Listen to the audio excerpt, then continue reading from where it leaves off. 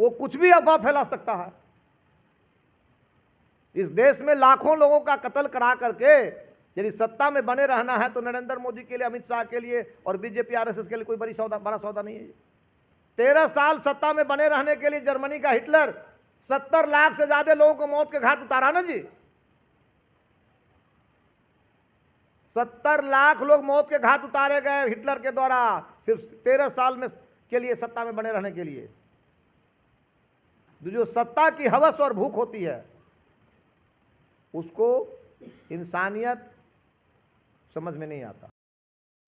Hello आदाब नमस्कार, आप देख रहे हैं टीके न्यूज़ 24। मैं मोहम्मद नजाम हसन इस वक्त मैं मौजूद हूँ मलाही पंचायत में। आपको बता दूं कि आज हम एक ऐसे शख्सियत से आपको मिलाने जा रहा हूँ जो अपने नामों से जो है पूरे जिला क्या पूरे हिंदुस्तान में जाने जाते हैं। ये पूरे देश के किसी भी कोना में चले जाए बेवाक बोलते हैं, हक की आवाज़ उठाते हैं, गरीबों की आवाज़ उठाते हैं, हमेशा गरीबों के लिए लड़ते हैं। ऐसे मोहताज नहीं है। जन अधिकार पार्टी के प्रवक्ता सह प्रदेश अध्यक्ष भी है महेंद्र सिंह यादव। हम ऐसे व्यक्ति से आज मिलवाएंगे। आपको बता दूं कि 22 जनवरी कल है। कल अयोध्या राम मंदिर का जो है उद्घाटन होना है, प्राण प्रतिष्ठा होना है और सामने लोकसभा चुनाव भी होने हैं। इन सारे मुद्दों को लेकर आज हमारे साथ महेंद्र सिंह यादव जुड़ चुके हैं। हम इनसे बात करेंगे कि आप इस प्राण प्रतिष्ठा, अयोध्या मंदिर और लोकसभा चुनाव को लेकर क्या कहें। आपका हमारे चैनल में स्वागत है। बहुत धन्यवाद जी। कल 22 तारीख है और 22 जनवरी का अयोध्या राम मंदिर का उद्घाटन होना, प्राण प्रतिष्ठा होना है। इसको लेकर आप क्या कहेंगे? देखिए, मंदिर, मस्जिद, गिरजाघर और गुरुद्वारे ये आस्था के केंद्र हैं। जैसा कि पूर्व में बहुत सारे मनीषियों का, बहुत सारे बुद्धिजीवियों का, बहुत सारे समाज सेवियों का कथन रहा है कि तो उनका कहना है कि प्रधानमंत्री ही जो है मोदी जी जो है रामलला को लेकर आ रहे हैं, तो 2024 के चुनाव में ही रामलला के वजह से मोदी सरकार आएंगे। और कुछ करने की जरूरत उनको नहीं है। जो तुझको हो पसंद वही बात करेंगे, तुम दिन को कहो रात तो हम रात कहेंगे। पब्लिक हिंदुस्तान की धर्म भीरू है और आडंबर, ढोंग, पाखंड, कर्मकांड हिंदुस्तान के बहुसंख्यक समाज की दिनचर्या का हिस्सा है। इसलिए हिंदुस्तान की पब्लिक को जो अच्छा लगता है, जो सुनकर के हिंदुस्तान की पब्लिक खुश होगी, वो बात बोल रहे हैं हमारे नेता। हमारे हिंदुस्तान के पब्लिक को भोजन, वस्त्र, आवास, चिकित्सा, शिक्षा, स्वच्छ पेयजल, एक कुशल पीस और हारमोनी वाली सरकार जो शिक्षा, चिकित्सा सर्वसुलभ कर दे। दुनिया आज चांद पर बसने जा रहा है। 1965 में जो सिंगापुर देश का दर्जा पाया, उसकी प्रति व्यक्ति आय दुनिया में सबसे ज्यादा है। हिंदुस्तान के एक व्यक्ति के प्रति व्यक्ति आय से 32 गुना ज्यादा प्रति व्यक्ति आय है सिंगापुर के इंसानों की। वहां तो कोई सांप्रदायिक दंगे नहीं होते, वहां तो मंदिर मस्जिद का बवेला नहीं होता।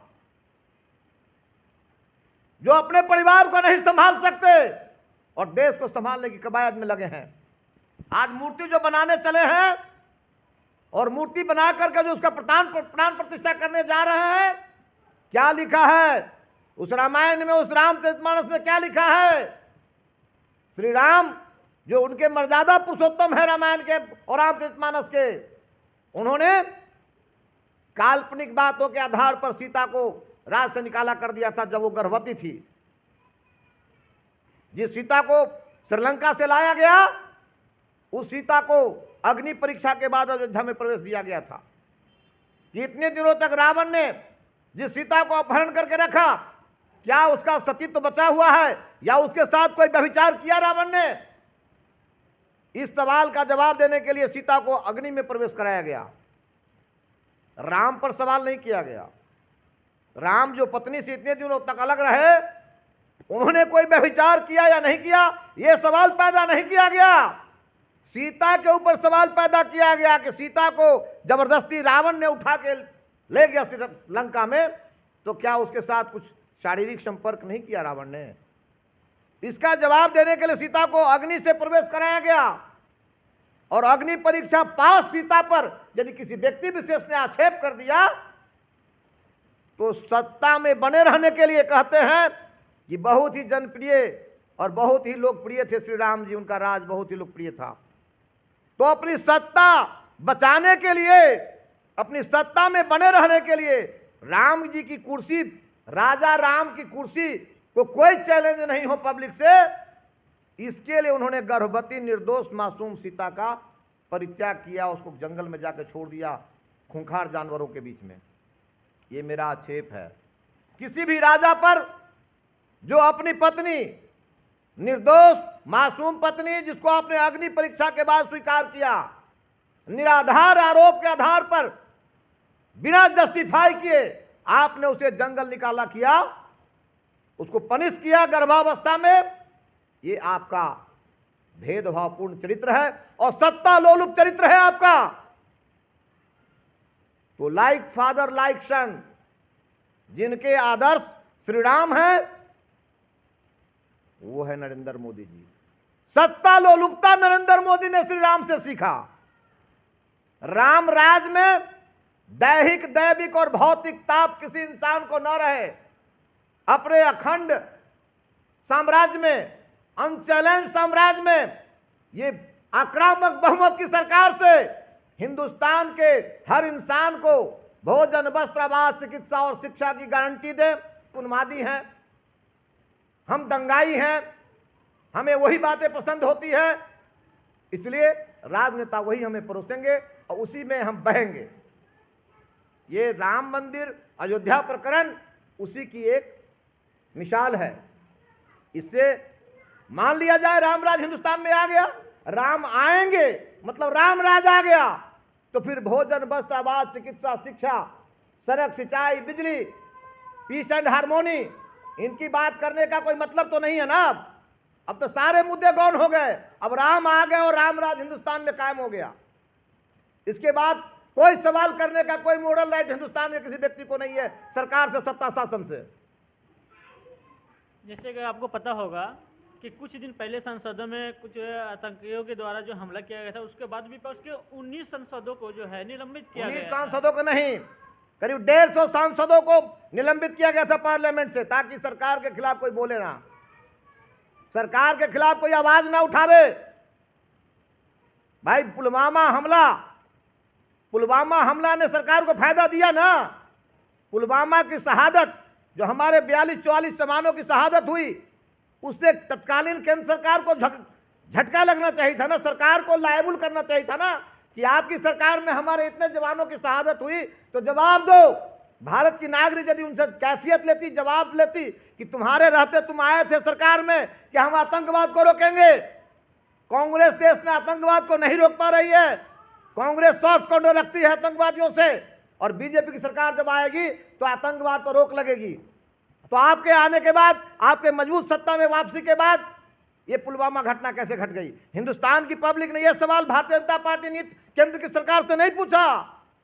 शहादत के मुद्दे पर बीजेपी को फायदा हुआ तो बीजेपी फिर चाहेगी ना शहादत हो, फिर चाहेगी ना जवानों की कैजुअलिटी हो। वो क्यों चाहेगी शहादत रुके? जब जवानों की शहादत से वोट मिलेगा, जब देश में दंगों से वोट मिलेगा, जब कम्युनल कॉन्फ्लिक्ट और कम्युनल राइट से वोट मिलेगा, जब कम्युनल हेट्रेड से वोट मिलेगा और मंदिर मस्जिद के बबेले पर वोट मिलेगा देश में, तो कोई सत्तासीन नेता क्यों चाहेगा देश में इन मुद्दों से फटना? जितना दंगा होगा, जितना बबेला होगा, जितने मंदिर मस्जिद के विवाद होंगे और जवानों की जितनी शहादत होगी, उतना ही इनका वोट बढ़ेगा। तो उन मुद्दों को ये बढ़ावा देंगे ना। में कौन रामलला रखे जा रहे हैं? जिस रामलला को बड़े बड़े पूंजीपतियों ने अपने पैसों से बनवाया है।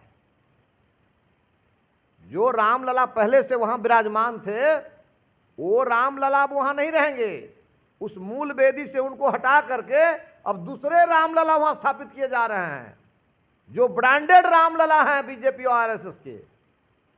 मेरा यहां सवाल है, जिस रामलला को स्थापित करके विराजमान रामलला को हटा करके अब दूसरे रामलला को स्थापित वहां किया जा रहा है, वो रामलला बीजेपी के रामलला है, नरेंद्र मोदी के रामलला हैं, आडवाणी और अडानी के रामलला हैं। वो रामलला भक्तों के रामलला नहीं है। जो कंट्रोवर्सी आप सुन रहे हैं, अधूरा मंदिर, शंकराचार्य नहीं। तो इस टोटल घटनाक्रम को बीजेपी आरएसएस ने इसको अधिग्रहण कर लिया, इनक्लोज कर लिया, अपने हाथ में इसको ले लिया और दुनिया को दिखाना चाह रहा है कि ये मंदिर मैं बना रहा हूं। और मंदिर बना करके दुनिया में ढिढोरा पीटा जा रहा है कि राम लला इतने दिनों से वहां नहीं थे, उस राम लला को अब हम ला रहे हैं, उस राम को आने का हमने मार्ग प्रशस्त कर दिया। राम रोके गए थे रे, राम तो हर कण में है। यदि राम को तुम नहीं समझते हो तो ये तुम्हारी नादानी है।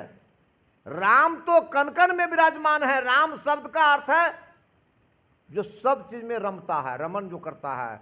रम शब्द का मतलब ही है रमन करना।